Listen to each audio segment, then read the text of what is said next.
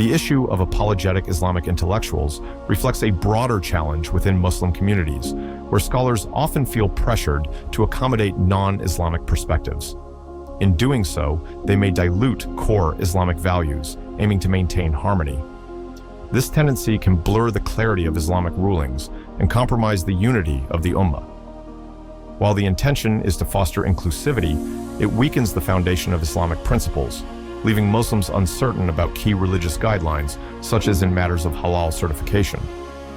Halal certification is an essential part of Islamic life, especially in a multicultural society.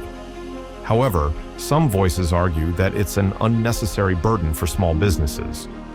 This view may not stem solely from practical concerns, but could be a deliberate move to challenge the role of Islamic regulations in public life. Framing halal certification as cumbersome allows critics to present Islamic practices as barriers to economic efficiency, pitting religious obligations against market-driven priorities in a secular context. Such a strategy may be part of a larger political framework that seeks to counterbalance the increasing influence of Islamic unity in governance.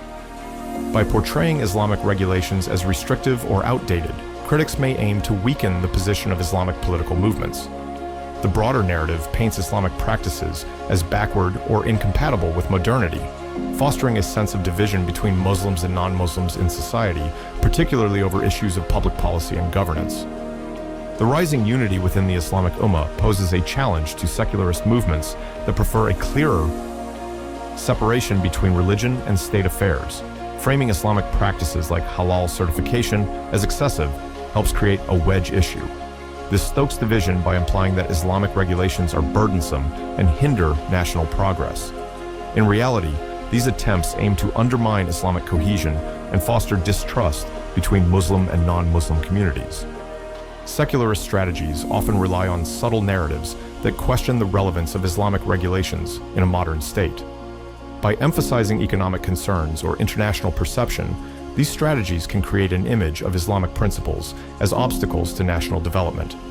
This narrative not only weakens the perception of Islamic governance, but also seeks to alienate Muslim communities by framing their religious practices as incompatible with contemporary economic and political realities. Ultimately, these tactics are aimed at undermining Islamic political and social unity. By distorting the discourse around key issues like halal certification, secularists can disrupt the harmony within the Muslim community and create division within the wider society. This weakens the overall unity of the Ummah while fostering a secularist agenda that places economic and political interests above religious identity and social cohesion.